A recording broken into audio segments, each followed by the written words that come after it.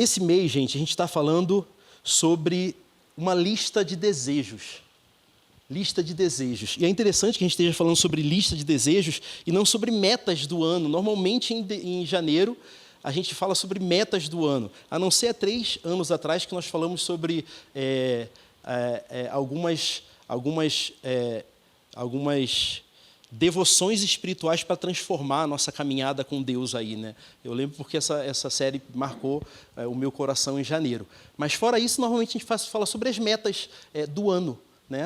Poxa, qual a meta, qual a expectativa, qual o projeto? E hoje a gente está falando sobre lista de desejos, que não necessariamente tem a ver com o começo do ano. Tem também, né, a gente deseja um ano de paz, um ano de saúde, poxa, prosperidade, que vá tudo bem contigo e tudo mais, coisa que a gente deseja. Mas a gente deseja coisas mais específicas para a gente, né?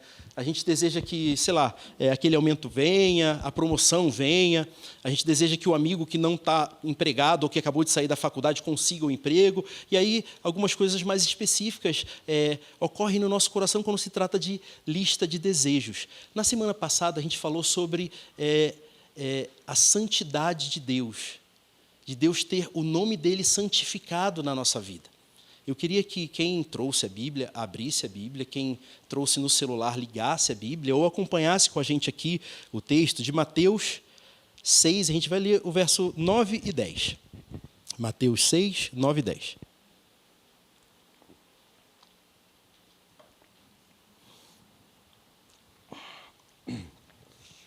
Diz o seguinte lá, portanto, orem assim: Pai nosso que estás no céu, santificado seja o teu nome.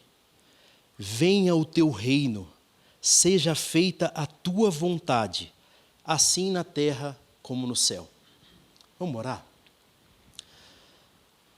Jesus, mais uma vez, a gente acabou de ler um texto de uma oração que o Senhor ensinou a gente. Eu quero primeiro agradecer ao Senhor por ter sido tão gracioso e bondoso e ter ensinado a gente a orar. Obrigado, Jesus, muito obrigado mesmo. A gente faz as coisas bem errado e quando o Senhor ensina, a gente tem um norte, um cadinho na nossa cabeça aí de como fazer as coisas. Obrigado. Eu quero pedir ao Senhor que o Senhor fala com a gente. Apesar de nós, apesar da gente essa noite, fala com a gente, Senhor.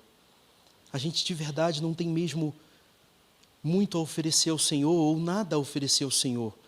E a gente vem aqui, antes da mensagem, pedir ao Senhor que o Senhor fale com a gente, porque é da boca do Senhor que saem as palavras de vida eterna. Quem disse isso foi o seu amigo Pedro. E a gente sabe que isso é verdade, porque quando o Senhor fala com a gente, o nosso coração o enche de vida. Fala com a gente, Senhor, transforma a nossa vida. A gente veio aqui precisando ouvir o Senhor. Fala com a gente, no seu nome mesmo a gente ora. Amém. Essa semana nós vamos falar sobre o verso 10. Venha o teu reino, seja feita a tua vontade, assim na terra como no céu. E a primeira coisa que eu penso ao olhar para esse verso, venha o teu reino, seja feita a sua vontade, o que significa o reino de Deus? O que significa reino de Deus, né? E aí é importante que a gente tenha em mente uma coisa bastante relevante para a interpretação bíblica. A interpretação bíblica, ou qualquer interpretação de qualquer texto, não somente a bíblica, é uma ciência.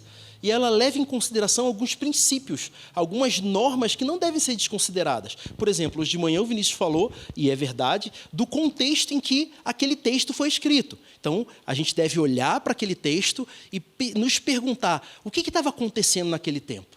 Havia uma guerra? Como é que as pessoas viviam? Elas eram pobres, ricas? As pessoas que iam receber esse texto que foi escrito, quem eram? E a pessoa que estava escrevendo, quem era essa pessoa? Veja o tanto de pergunta que a gente faz. Né? E aí a gente olha para as palavras e a gente se pergunta o significado das palavras dentro daquele texto específico. Sabe por quê? Porque as palavras têm significados diferentes. Eu não sei se eu já falei aqui, se eu já falei, para os que ouviram, é bom que ouçam de novo e gravem no coração. E os que não ouviram aprenderão pela primeira vez. Mas olha, por exemplo, isso eu ouvi do meu professor de hermenêutica há Eu não vou falar porque faz tempo já, faz quase uma década, faz bastante tempo. E o homem, ele disse o seguinte, o professor Renato Gusso, pense num homem fofinho, ele falou o seguinte, gente, qual o significado da palavra manga? Qual é o significado da palavra manga? O que significa essa palavra? Manga. Depende.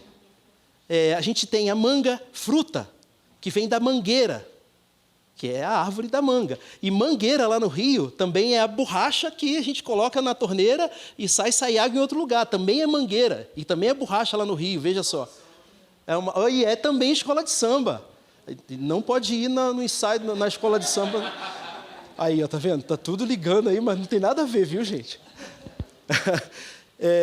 Tinha uma época que eu tinha 2 mangueiras no meu quintal lá no Rio. Uma mangueira de borracha e outra mangueira, uma mangueira enorme que fazia sombra no quintal inteiro.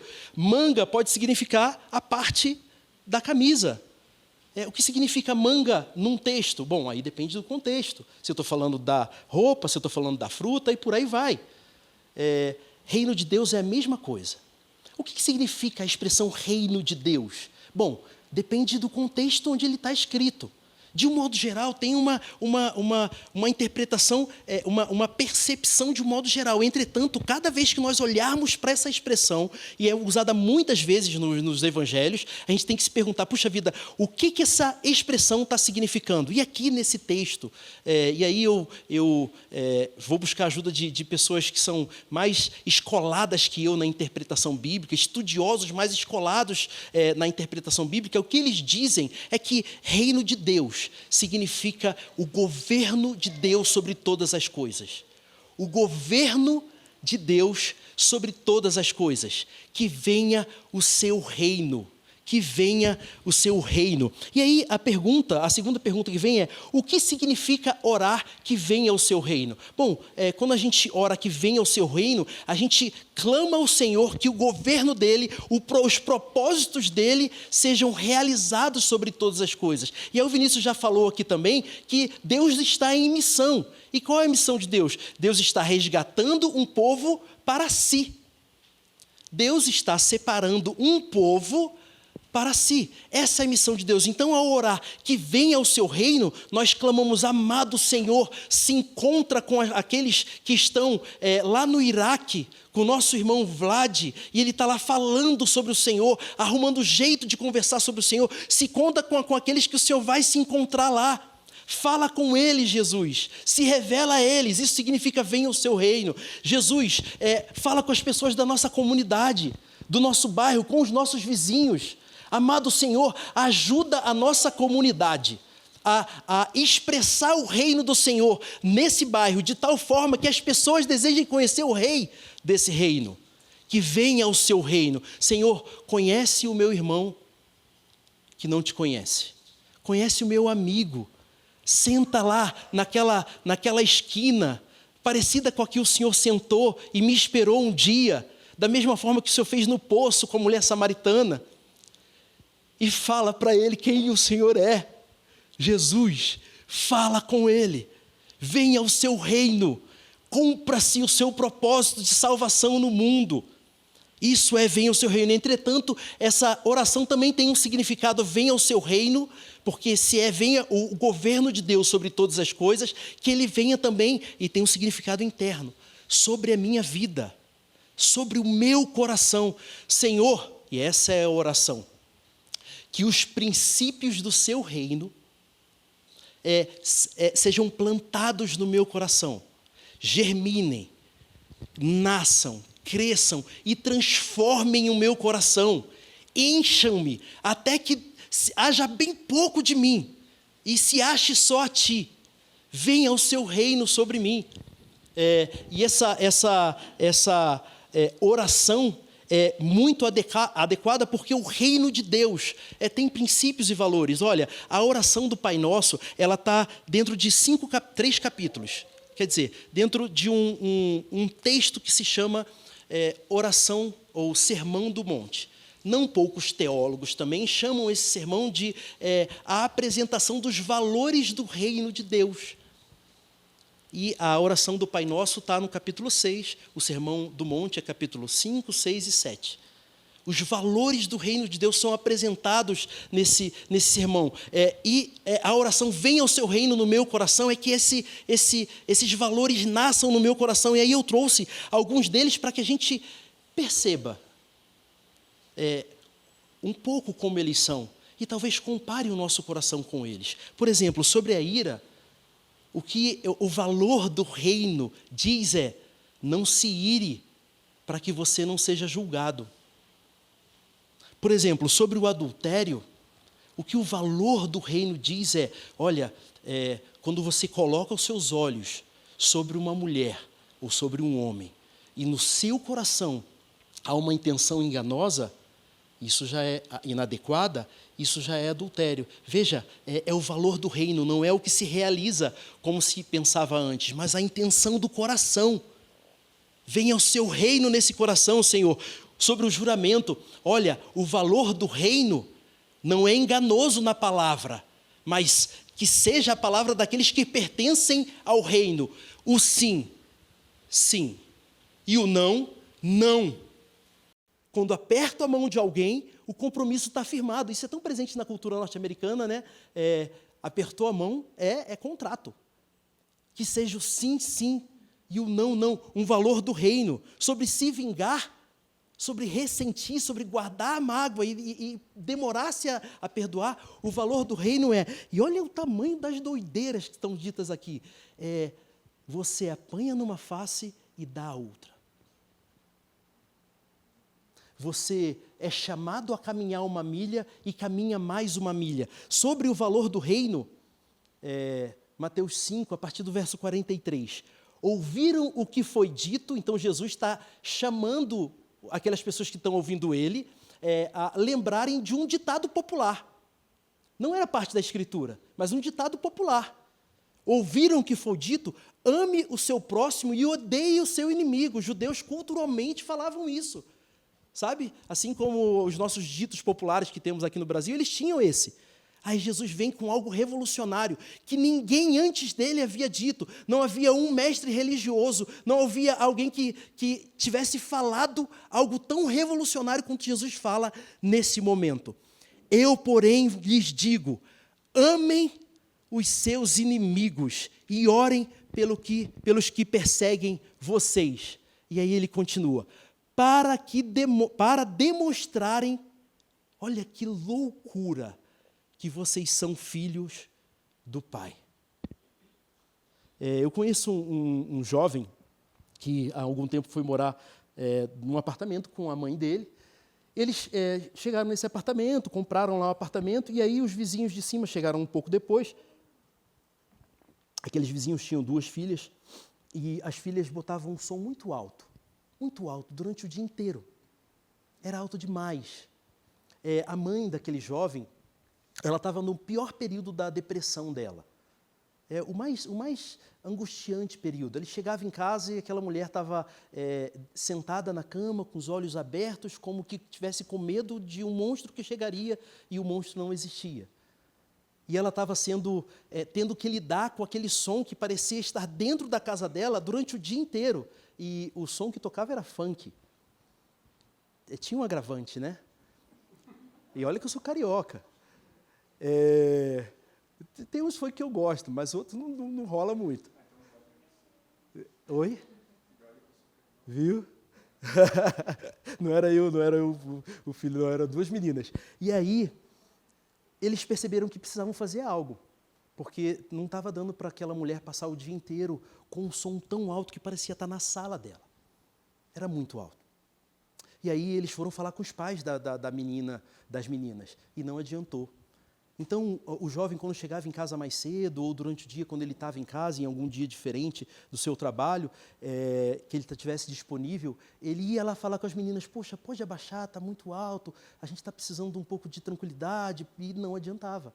E aí, não adiantando de um jeito ou de outro, aquele condomínio que era muito novo, eles resolveram, então, poxa, a gente precisa fazer um regulamento, um regimento interno para o condomínio, que não tem, e aí com multas para vários comportamentos inadequados, porque precisava de um regimento, né, completo, e, inclusive, a ameaça das multas não adiantou também. Num certo dia, o jovem indo para casa, alguém falou com ele: e lembrou a ele de uma coisa importante. Aquele jovem acredita que foi Jesus que falou com ele. E falou assim, olha, vocês não oraram.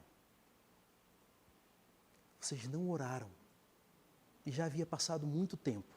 E aquele jovem chegou em casa e falou, mãe, a gente está aqui lidando com isso de tanto jeito, mas a gente não fez o que a gente deveria ter feito. Por quê?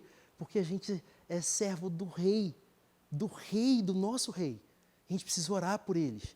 E aqueles dois começaram a orar dia após dia, todos os dias no horário da tarde, quando eles se encontravam, e oravam pela conversão da menina que agora estava sozinha, pois sua irmã tinha saído de casa.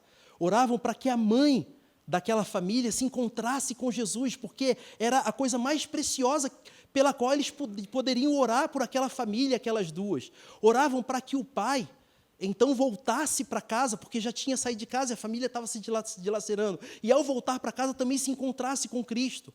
Essa era a oração, a insistente oração. Oravam também pedindo ao Senhor que o grande mediador de todas as coisas e que mediou o maior conflito que existe, o conflito entre um Deus santo e homens pecadores.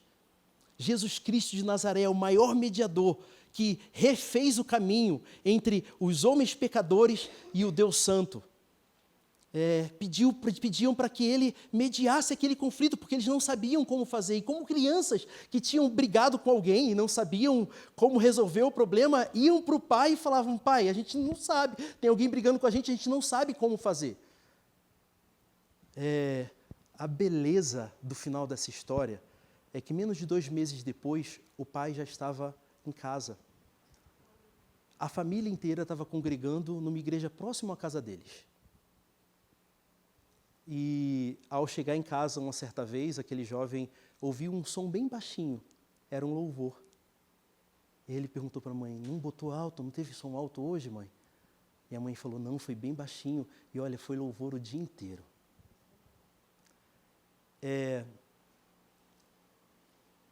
O resultado nem sempre vai ser esse. Nem sempre. Mas a beleza é o que Jesus faz no coração dos homens quando oram pelos seus inimigos. Esse é o valor do reino. Essa é a beleza e o poder do reino. Ainda que aquelas pessoas nunca parassem e nunca tivessem se encontrado com Jesus, o que Jesus teria feito no coração daquelas duas pessoas, isso seria milagroso e grandioso. E talvez eu não tivesse uma história para contar, mas eles saberiam o que Jesus fez no coração, teria feito no coração deles. Valores do reino. A oração de Jesus continua, seja feita a sua vontade, assim na terra como no céu. E aí é interessante perceber que no céu a vontade de Deus é feita perfeitamente.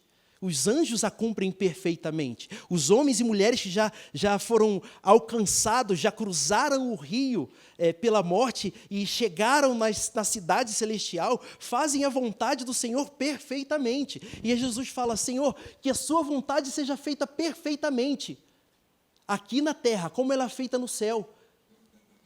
E aí esse pedido tem uma perspectiva universal, geral, grandiosa, como tem o primeiro.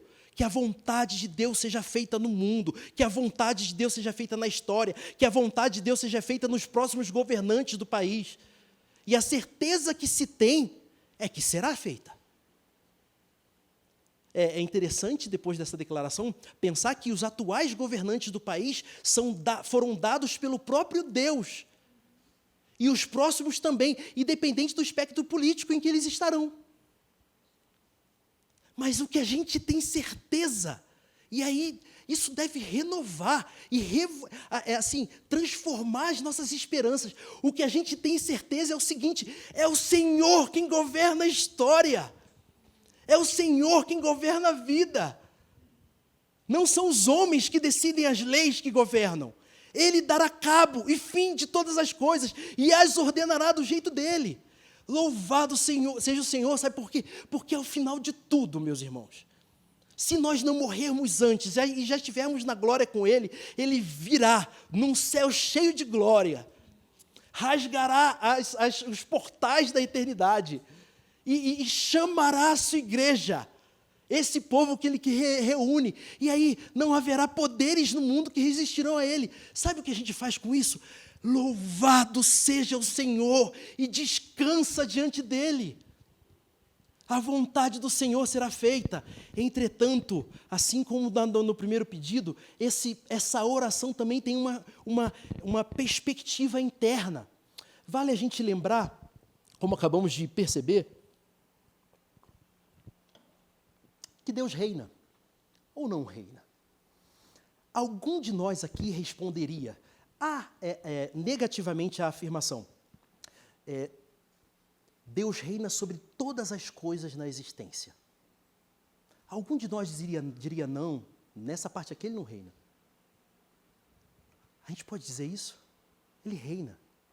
Algum de nós poderia dizer, nisso aqui na minha vida, ou nisso aqui na história do Brasil, ou nisso aqui na história da Iugoslávia, a vontade de Deus não foi feita. A gente pode dizer isso? A vontade de Deus é feita sempre, e o reino de Deus é estabelecido sempre. Ora, Rodrigo, então por que orar? Por que pedir? Venha o teu reino, seja feita a sua vontade. Por que essa oração? Parece uma oração tola. E aí a gente percebe que esses 3 primeiros pedidos da oração do Pai Nosso, santificado seja o teu nome, venha o teu reino, seja feita a tua vontade, assim na terra como no céu, eles têm relação com Deus e sua glória. Mas eles não modificam Deus, eles modificam o homem. Somos nós que somos transformados por essa oração.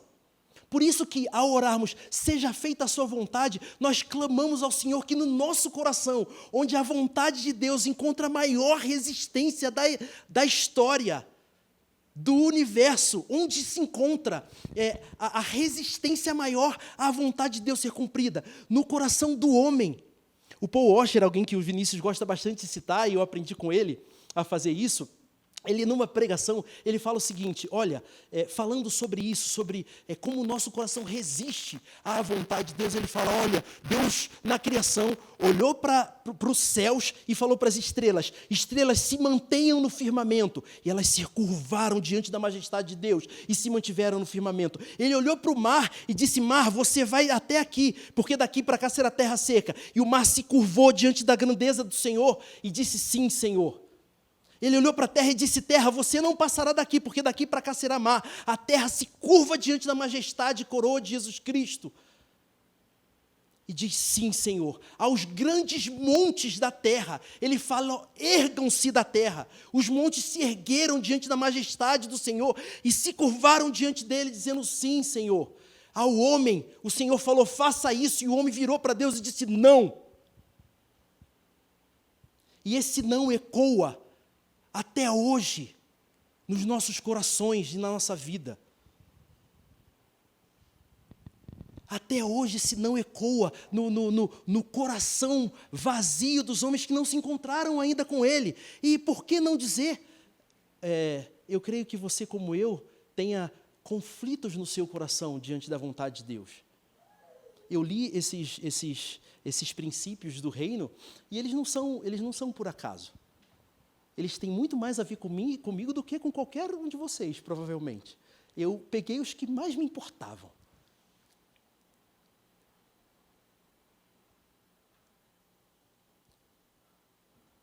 Mesmo no coração daqueles que já se encontraram com Cristo, a vontade de Deus encontra resistência. E por que isso? Por que será isso? A gente tem motivos muito adequados para se curvar como as estrelas à vontade de Deus.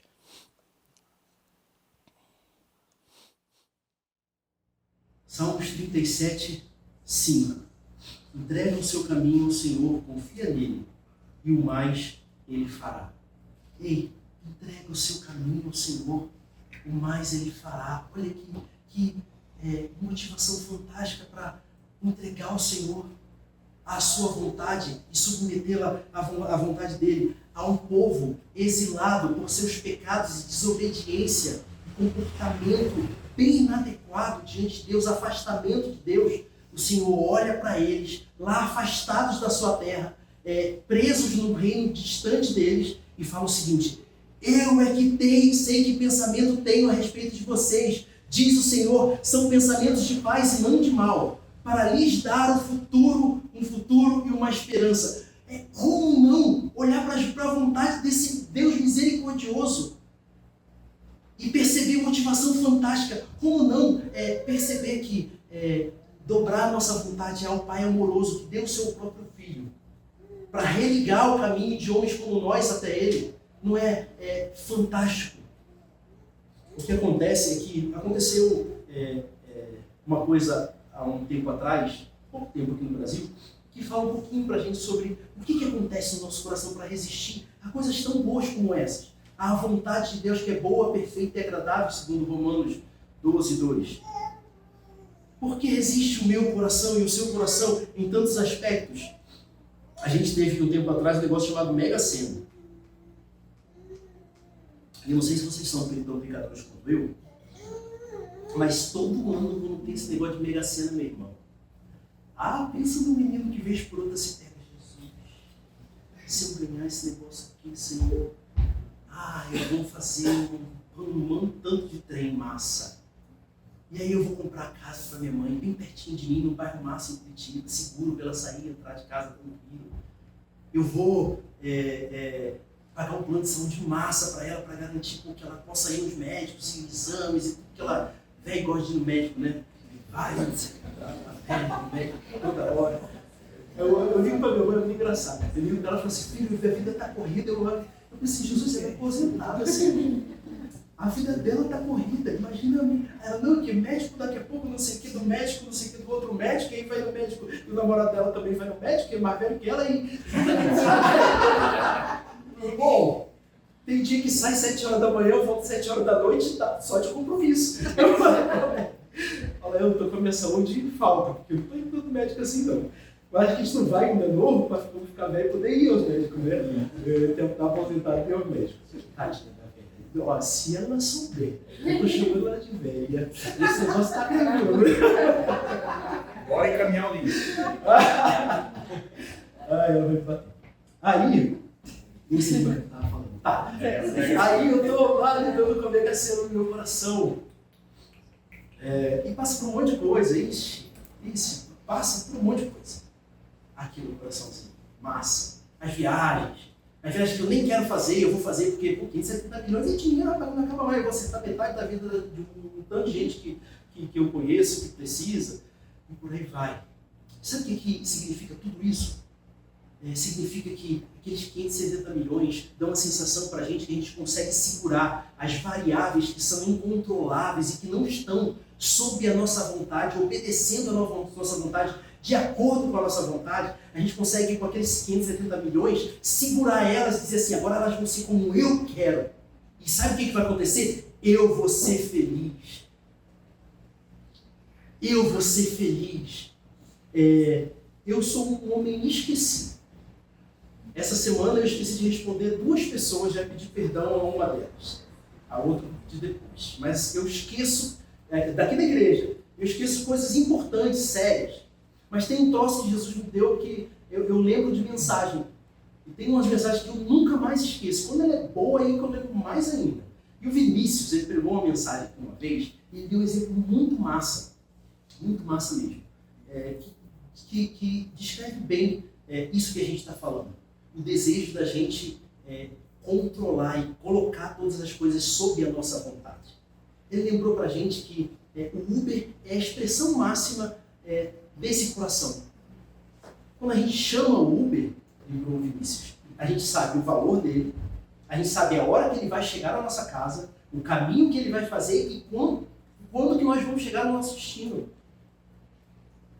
É o poder que o Uber dá pra gente. Tem uma coisa um pouco antiga já, mas nem tanto assim, que é o Telecine On Demand.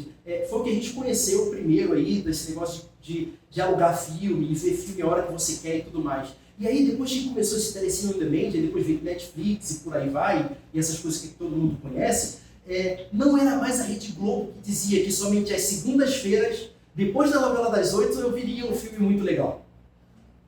Eu passei a decidir quando, que horas e qual filme legal eu ia passar a ver.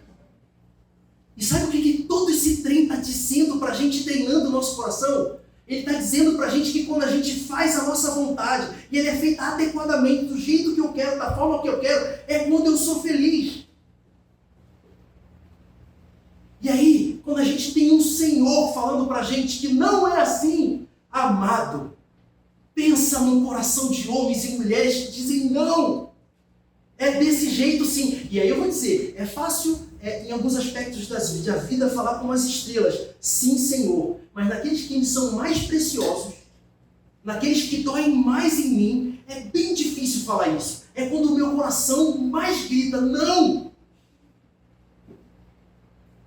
Não!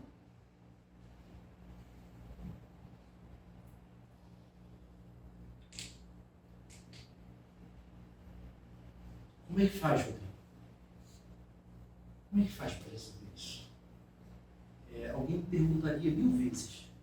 1000 vezes eu responderia a mesma resposta.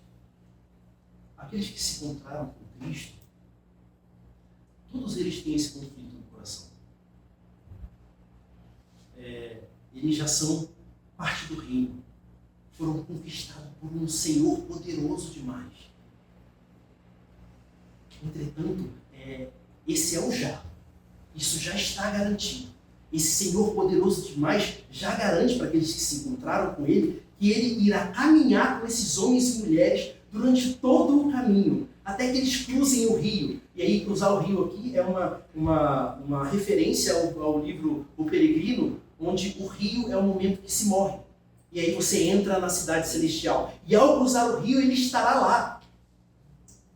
Esse Senhor, junto contigo, que se encontrou com Ele. Entretanto, apesar de isso já está garantido, ainda não. Por quê? Porque há aspectos no coração desses que caminham com esse Senhor que ainda não se submetem, resistem à vontade e ao cuidado desse Senhor. Essa é a realidade do coração daqueles que se encontram com o Senhor. Como faz para vencer isso então, Rodrigo? Ore. Ore. Essa é a primeira resposta importante aqui.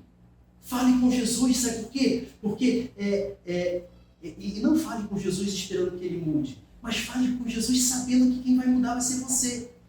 Clamando ao Senhor para que a sua vontade mude. E o desejo do seu coração esse ano seja que, Pai, governe sobre mim. Governe sobre mim. Nessa oração contenha, Pai, eu não falo para ninguém isso. Ninguém ouve isso, Senhor, mas eu preciso confessar ao Senhor. Nisso aqui, eu tenho até vergonha de dizer, eu nem quero que o Senhor reine. Me perdoe, me ajuda a querer. Transforma isso em mim, Jesus. Eu não quero viver assim, como parte de mim resistindo ao Senhor. Ore pedindo ajuda.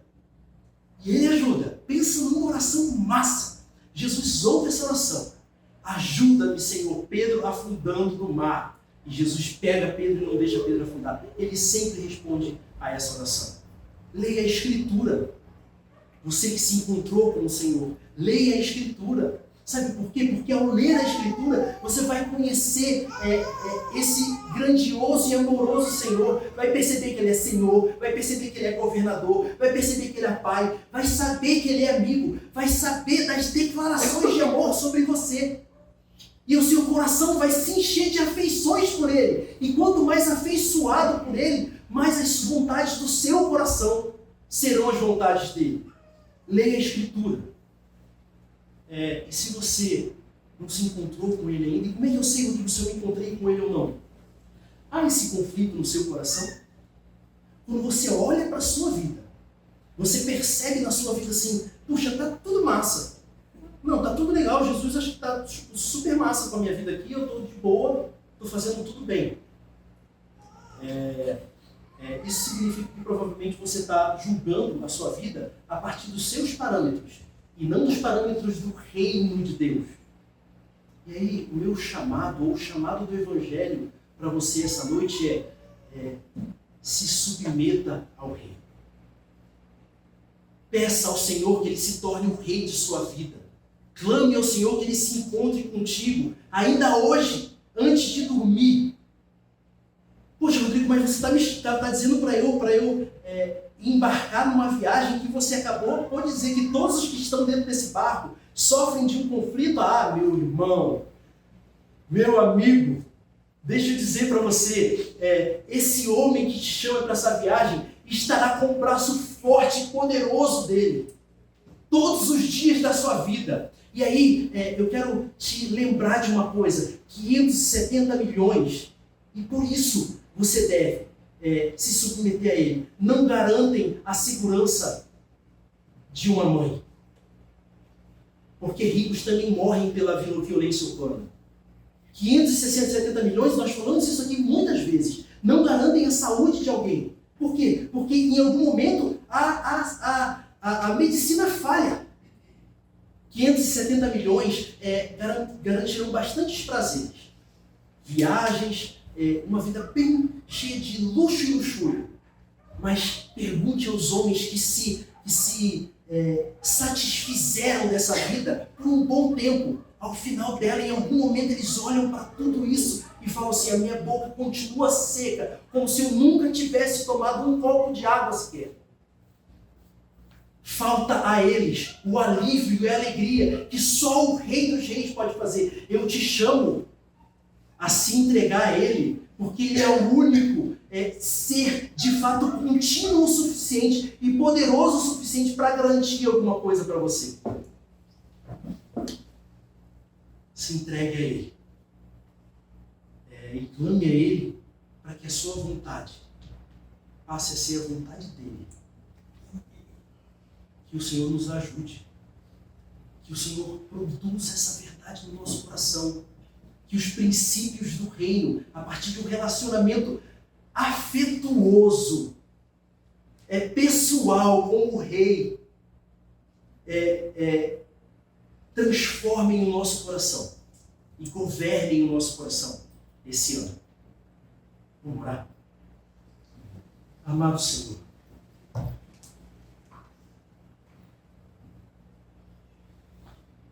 Jesus, o Senhor sabe quem a gente é. O Senhor sabe, Senhor. O Senhor conhece o homem que está aqui segurando esse microfone e os homens e mulheres que estão dentro dessa casa aqui. O Senhor conhece os conflitos de verdade que há. E o Senhor sabe, Senhor, o tamanho das dificuldades que existem. Eu quero confessar isso ao Senhor e pedir ao Senhor: Jesus, ajuda a gente. A gente de verdade quer que o Senhor governe sobre a nossa vida e reine sobre os aspectos mais rebeldes dela. Os nossos comportamentos que são mais inadequados, Senhor. Que a gente, Jesus, o Senhor sabe que tem coisa que a gente olha e fala assim: esse sou eu. Mas não é, porque não é parecido com o Senhor isso. Ajuda a gente. Ajuda a gente quer, como disse uma música que nós cantamos aqui, a gente quer ser cheio do Senhor até que se ache só a Ti. A gente quer, Jesus, ser cheio do Senhor e seguir o Senhor no que você está fazendo no mundo. Ajuda a gente aí. Ajuda a gente, porque é só nesse caminho, o Senhor fala isso pra gente, que tem de verdade felicidade, alegria, satisfação. E Jesus, eu vou dizer para o Senhor, mesmo que não tivesse nada, o Senhor vale mais do que tudo isso, é o Senhor. O Senhor é a melhor pessoa que a gente já conheceu. Deixa a gente conhecer o Senhor mais. Governa sobre a nossa vida. É o nosso pedido, é a nossa oração. A gente quer terminar dizendo que a gente ama o Senhor. A gente ora no Senhor mesmo.